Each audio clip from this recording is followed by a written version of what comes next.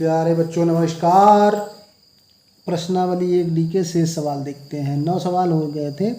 वह सबसे बड़ी संख्या जिससे 70 और 125 को विभाजित करने पर, अब 70 को भाग दिया जाए जिससे, तो छोटी संख्या होगी कि नहीं होगी? तो ऑप्शन से ही देख सकते हो कि 13 इसका आंसर है, क्योंकि 65 का भाग तो जाएगा नहीं। लेकिन निकालेंगे कैसे?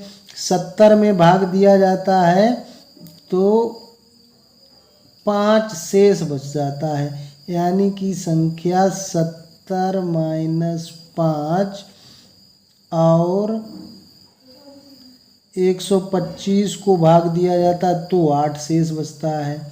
-8 का HCF होगी, यही तो होगी, HCF होगी। मतलब 70 माइनस 5 और 125 माइनस 8, उससे पूरा पूरा कटेगा, यानी कि 65 और 117 का HCF। अब 65 का गुणनखंड करोगे तो 5 गुणे 13, कई बार बता चुका हूँ ये सवाल। 117 का गुणनखंड करोगे तो 9, 13 नेमा 117, HCF हो गया। कॉमन गुणनखंड दोनों में मिल रहा है 13। बस यही हो गया आंसर। 11वां सवाल हमारा, यदि दो धनात्मक पूर्णांकों a और b को a बराबर दिया है x³ इंटू वाई स्क्वायर और b बराबर दिया है xy³ के रूप में व्यक्त किया जाए, x y अभाज्य संख्याएं हैं, तो क्या करना है? HCF बताना है ए बी का। तो HCF क्या है? जब दोनों गुणनखंड मिल रहे हों, यानी कि जब सभी अभाज्य गुणनखंड मिल रहे हों तो HCF क्या होता है? मिलने वाले अभाज्य गुणनखंडों की छोटी घात। क्या होता है? कॉमन या उभयनिष्ठ कॉमन गुणनखंडों की छोटी घात, ये होती है HCF। अगर LCM तो छोटी की जगह बड़ी घात कर देंगे, बस LCM आ जाएगा। तो छोटी घात देखो, x की घात यहाँ 3 है, यहाँ 1 है, तो छोटी घात कौन सी हुई? 1। यहाँ बाई घात 2 है, यहाँ बाई घात 3 है, तो छोटी घात कौन हुई? बाई घात 2। तो आंसर किस में दिया है? सेकंड वाले में, बस आंसर हो गया। 12वां भी बिल्कुल यही सवाल है। यदि दो धनात्मक पूर्णांकों p और q को p बराबर ab² q बराबर a³ b के रूप में व्यक्त किया जाए, जहां a b अभाज्य संख्याएं हैं, तो LCM pq का LCM क्या होगा? अभी हमने ऊपर बताया कॉमन गुणनखंडों की छोटी घात HCF में और बड़ी घात LCM में। यहाँ a की घात 1, यहाँ a की घात 3, बड़ा कौन है? a की घात 3। यहाँ b², यहाँ b बड़ी कौन है? b², जो किस ऑप्शन में दिया हुआ है? a³b², थर्ड वाले ऑप्शन में दिया हुआ है, यानी कि इसका थर्ड आंसर सही है। 13वां सवाल कह रहा है कि एक शून्येतर, मतलब जो शून्य नहीं है, परिमेय संख्या और एक अपरिमेय संख्या का गुणनफल सदैव होता है, यानी कि शून्य को छोड़ के कोई परिमेय संख्या लिख दी जाए और एक अपरिमेय संख्या लिख दी जाए, मतलब ऐसे लिख दिया जाए, तो ये अपरिमेय है कि परिमेय? ऐसे सवाल आपने बहुत सिद्ध किए हुए हैं कि सिद्ध कीजिए ये एक अपरिमेय संख्या है, तो सदैव क्या रहता है? एक अपरिमेय संख्या रहता है। एक परिमेय संख्या और अपरिमेय संख्या का गुणनफल सदैव एक अपरिमेय। 14 नंबर सवाल कह रहा है 1 से 10 तक की संख्याएं, मतलब 1 भी शामिल है उसमें, 10 भी शामिल है, संख्याओं में सभी संख्याओं से विभाज्य न्यूनतम संख्या, मतलब 1 से 10 संख्याओं को लिया जाए तो वह छोटी से छोटी संख्या बताओ जो सबसे कट जाएगी 1 से लेके 10 तक।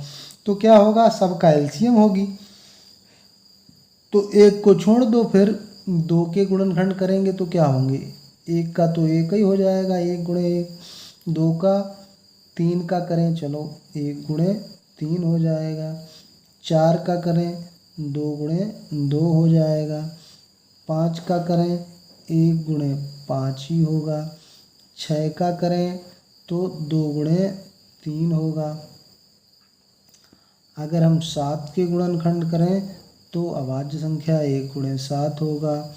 8 के करें तो 2 गुणे 2 गुणे 2 होंगे, और 9 के करें तो 3 गुणे 3 होंगे, और 10 के करें तो 2 गुणे 5 होंगे। तो बस इनका एलसीएम ले लेना है। एलसीएम क्या होता है? कॉमन गुणनखंड और बाकी बचे हुए गुणनखंड सब। तो एक तो सबका ही कॉमन है, समझ लो 1 आ जाएगा। अब जैसे 2 यहाँ मिल रहा है, 2 वहाँ मिल रहा है, तो 2 की सबसे बड़ी घात एलसीएम में क्या करेंगे, जो मिल रहा है उसकी सबसे बड़ी घात ले लेंगे। तो 2 की घात कितनी हो जाएगी? 3। चलो ठीक। फिर उसके बाद अगला गुणनखंड देखेंगे 3। 3 की सबसे बड़ी घात कितनी है? 2। तो 3 की घात हम ले लेंगे 2, क्योंकि 3 2 बार है। अब देखते हैं 5 कितनी बार है। तो 5 एक ही बार मिल रहा है, एक ही बार मिल रहा है, तो सबसे बड़ी घात 1 ही है। फिर 7 एक बार मिल रहा है। बस इतने गुणनखंड मिलेंगे। अब इनको कर दीजिए। 1 को छोड़ो, 2 की घात 3 8 होता है, 3 की घात 2 9 होता है, और 5 हो गया 7 हो गया। 8 और 5 का गुणा करो 40, और 40 में 9 का गुणा कर दो फिर 7 का, तो 9 सत्ते हो जाएगा 63। देखो गुणा करना सीखो। अब मैं 0 रख दूंगा। 4 तिया 12, 4 छंग 24, 1 25, 2520 हो गया हमारा आंसर। मैंने कहीं दूसरी जगह नहीं लिखा और गुणा भी हो गया। ऐसे ही आप स्मार्ट तरीके से सीखते जाइए। जैसे मैं बताता जाऊंगा तो आप कंपटीशन के लिए भी तैयार होते चले जाएंगे। 15वां सवाल और इस एक्सरसाइज का लास्ट सवाल है। 14,587 का दशमलव प्रसार निम्नलिखित किन दशमलव स्थानों के बाद समाप्त हो जाएगा। तो ऐसे सवालों में कुछ नहीं करना। 14,587, और आपको पता है कि दशमलव प्रसार शांत तब होता है जब नीचे 2 या 5 या 2 और 5 दोनों गुणनखंड हो। तो यहाँ पे देखो 1250 लिखा है, तो 1250 को हम लिख सकते हैं 125 दशामन। हो गया? इतना तो समझ में आ गया। देखो गुणनखंड भी ऐसे ही डायरेक्ट करना बताऊंगा मैं। 587।